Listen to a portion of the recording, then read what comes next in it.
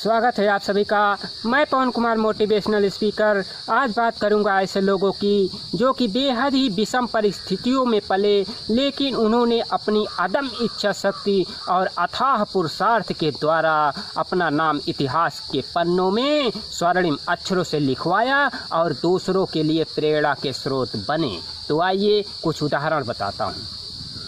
विश्व विजय का ख्वाब देखने वाले सिकंदर भले ही एक राजपुत्र थे, पर आरंभ से ही उन्हें भी दुर्दिनों का सामना करना पड़ा था। अपने प्रेमी के प्रेम जाल में अंधी होकर उनकी मां ने अपने ही पति राजा फिलिप की हत्या करवा दी थी और सिकंदर का भी तिरस्कार कर दिया था।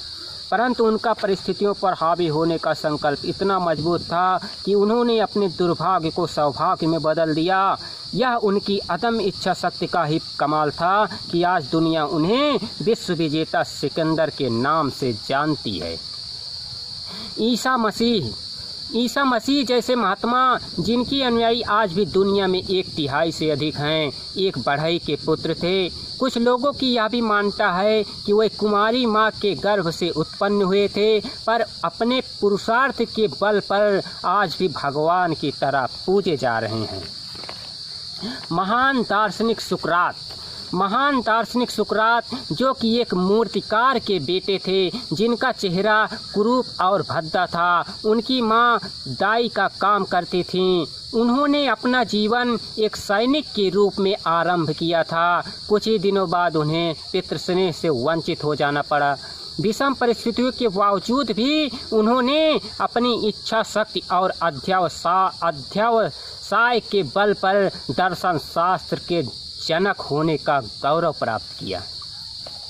विश्व विख्यात चित्रकार लियोनार्दो दा विंची, जिनका जन्म भले ही एक संपन्न परिवार में हुआ था, लेकिन उनके जन्म के कुछ ही समय बाद उन्हें पिता से अलग हो जाना पड़ा था। कारण था पति पत्नी का आपसी मनमुटाव। बड़ी विपन्न परिस्थितियों में माँ ने उनका पालन पोषण किया था। हालांकि थोड़ा समझदार होते ही लियोनार्दो आत्मनिर्भर हो गए। उनके मन में यह इच्छा जगी कि कुछ ऐसा करके जाऊं कि इस दुनिया में हमेशा के लिए अमर हो जाऊं। इसी इच्छा को पूरा करने के लिए वे पूरी तन्मयता से काम में इस तरह डूब जाते थे कि आसपास क्या हो रहा है उन्हें पता ही नहीं चलता था। इसी का परिणाम था कि वे आज इटली ही नहीं संसार भर में अपनी चित्रकला व शिल्पकला के द्वारा जाने जाते हैं और उनकी कुछ कलाकृतियाँ तो अमर ही हो गई हैं, जिनकी बोलियाँ आज भी अरबों में लगती हैं। तो ये है इच्छा शक्ति का चमत्कार।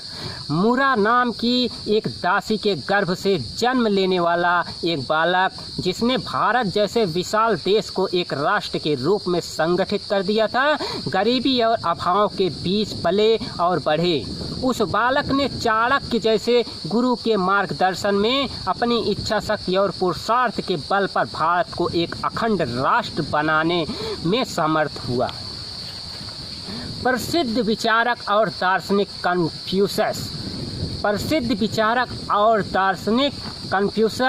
जो जन्म के 3 वर्ष बाद ही पितृस्नेह से वंचित हो गए थे, अपने पिता को अभी ठीक से पहचान भी नहीं पाए थे कि वे अनाथ हो गए।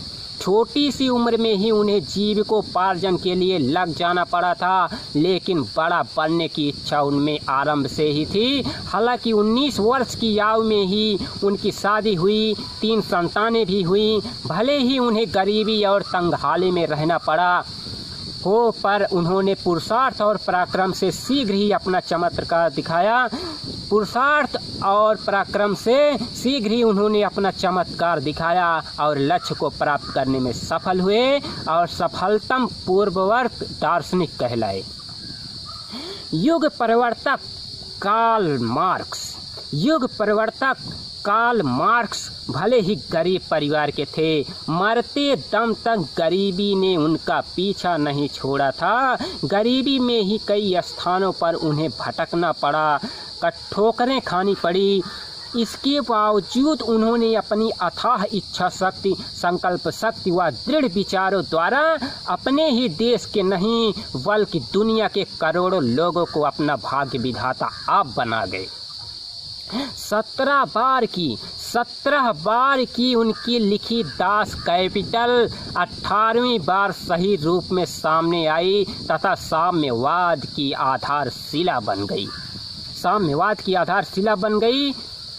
कोयले की खदानों में छिपे हुए हीरे जैसी प्रतिभाएं भी है छिपी हुई, हम सब में भी एकदम वैसी।